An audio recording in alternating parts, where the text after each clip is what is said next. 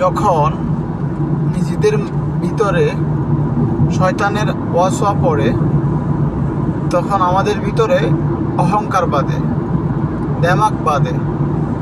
তো অহংকারের সৃষ্টি হয়, দেমাকের সৃষ্টি হয়, আমিত্ব সৃষ্টি হয়। মানে আমরা আমাদেরকে বড় মনে করি, আমাদের টাকা আছে, আমাদের পয়সা আছে, আমরাই তো বড়, আমাদের থেকে কে উপরে, আমাদের লেভেলে কে আছে, বা আমরা হাই লেভেলের, আমাদের সব কিছু আছে, অন্যের কি আছে। এগুলো যখন আসবে আপনার ভিতরে, তখন আপনি দয়া করে বুঝবেন আপনার ভিতরে শয়তানি ওয়াসওয়াসা আছে। বিশেষ করে আমরা যারা মুসলিম পরিবারের সন্তান বা মুসলিম, আমরা ইসলাম ধর্মে বিশ্বাসী, অবশ্যই আমাদেরকে এই বিষয়টা খেয়াল রাখতে হবে।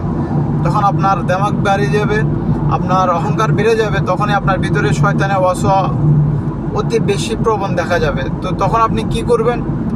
এটা থেকে বাঁচতে হলে আপনি বড় বড় হসপিটালে যাবেন। সরকারি হসপিটালগুলোতে দেখবেন যে বারিন্দার আশেপাশে যারা শুয়ে আছে, আপনার থেকে অনেক চেহারা সুন্দর, আপনার থেকে অনেক বডি সুন্দর, আপনার থেকে গঠন অনেক সুন্দর, কিন্তু কেউ নিচে বেডে শুয়ে আছে, কারো হাতে সমস্যা, কারো পায়ে কেউ খেতে পারতেছে না। হ্যাঁ, আবার আরেকটু ভালো প্রাইভেট হাসপাতালে যেয়ে দেখবেন আপনি আমার থেকে কোটি কোটি টাকার মালিক, কিন্তু মনে করেন পুরো দিনে সে এক গ্লাস পানি খায়, কি টাকার জন্য খেতে পারে না, তাকে ডাক্তার মানা করছে যে কোনো কিছু খাওয়া যাবে না, কিন্তু কোটি কোটি টাকা আছে, তার চেহারা রূপ সব কিছু আছে।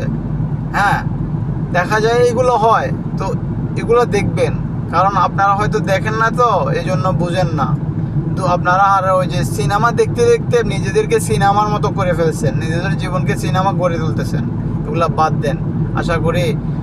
এবং আরও যদি ভালো কিছু দেখতে চান, রেল লাইনের রাস্তায় যাবেন, যেখানে রেল স্টেশন বলে না, রেল স্টেশনে যাবেন।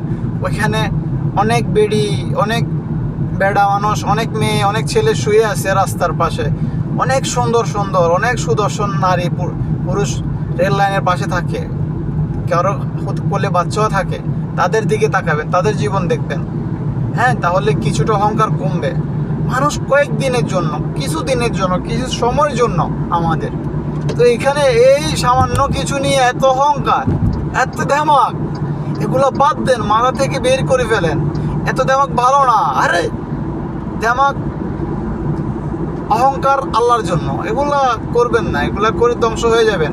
কারণ আপনার 1 সেকেন্ডের ভরসা আছে, 1 সেকেন্ডের ভরসা যে আপনি একটু পরে যে বেঁচে থাকবেন এটা লিখে দিতে পারবেন, কখনো হয় না।